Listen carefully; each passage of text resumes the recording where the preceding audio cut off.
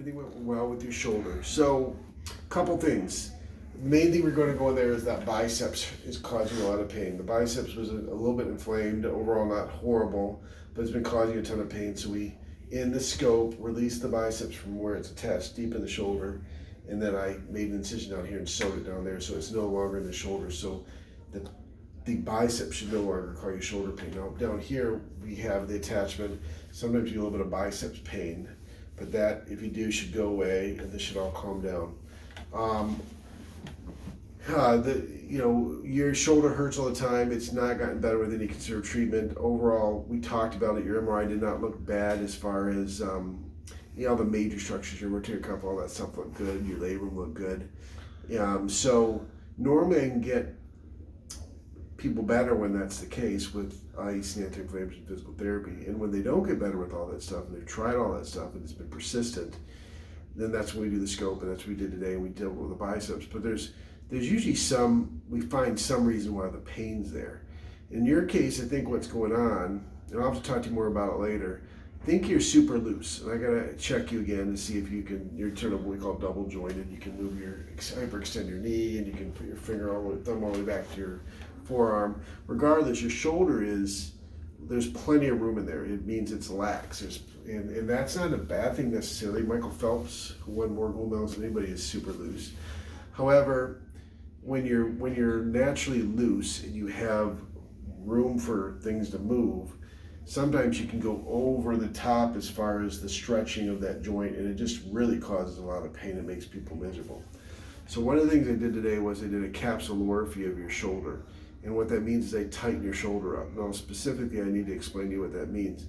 I didn't treat you like you had a traumatic dislocation and we go and tighten everything up really tight to get your shoulder to stay in the joint. I took a loose shoulder and made it less loose by tightening up some of the capsule that surrounds the shoulder. So instead of having a ton of room, I just tightened it up globally so that you're still loose, you still can do everything. You shouldn't get, we worry about, we don't want to make it too tight. This is not the kind of procedure I did on you. I basically purse stringed the capsule and tightened up the front and back, because I've seen this before. When we just do that, people do great, because they're loose and they're used to being loose, but then they get over a certain part and then they're miserable. And if we tighten them back up, then they feel better.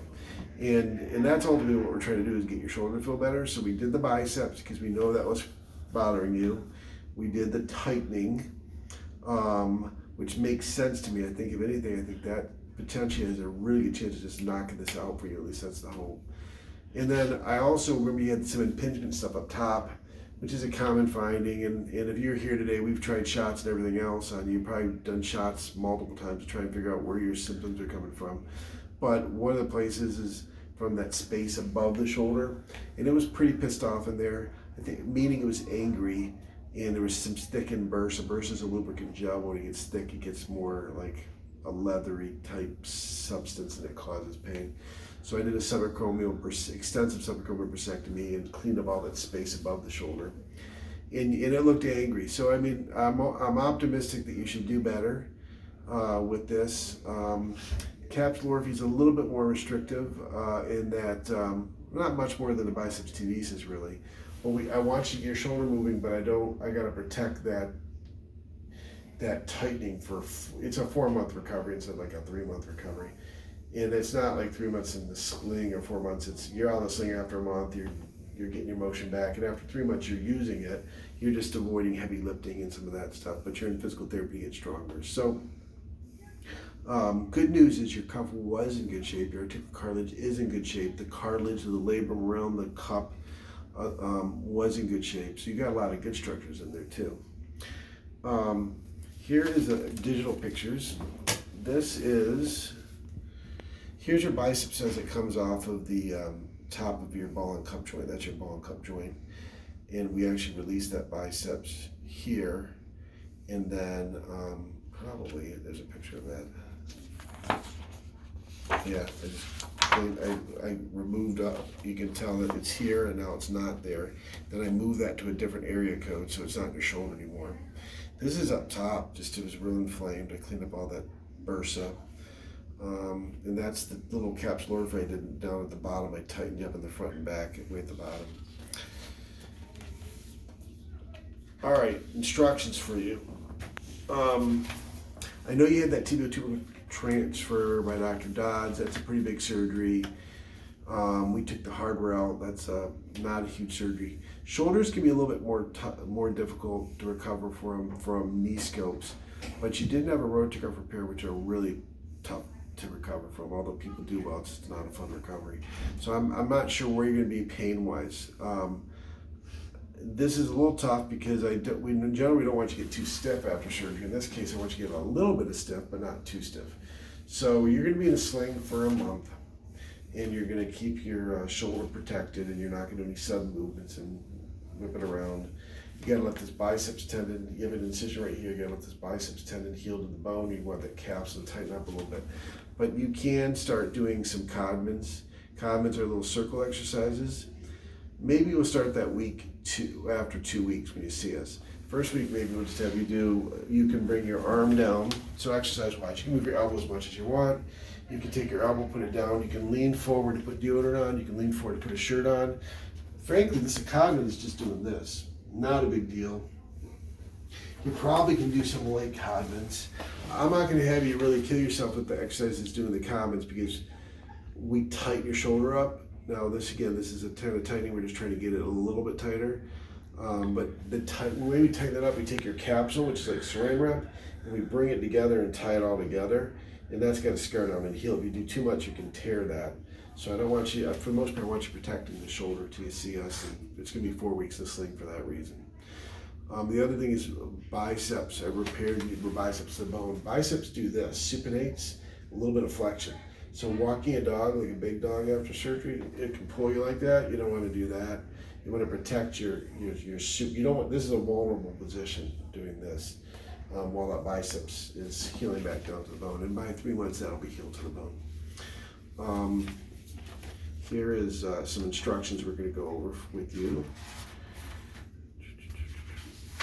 On this sheet, I'm going to double check what meds I gave you. It's usually the same thing, but all right, I gave you Norco. Norco is an opioid. You need to know opioids can be addicting. For the most part, well, they can be a problem. I'm not giving you a lot of opioids. We give you a Norco at probably 20, 25. You may not need them all. The whole thing with those is take them till you need them and then stop taking them. Don't take them just because we wrote them for you. If you need more, you can call me. Opioids are a real problem, not only getting docs to prescribe them because they're coming down on us because there is a problem with overprescribing, not that we mean to do that, but also to order them from the pharmacies. It's hit everywhere. So if you feel that you're running low and you need some, make sure you call us plenty of times so we can putz around with getting you some more. I gave you Meloxicam or Mobic once a day. That's a really good anti-inflammatory that helps with pain. You can take that for the 2 weeks if you want, or you can just take it as needed.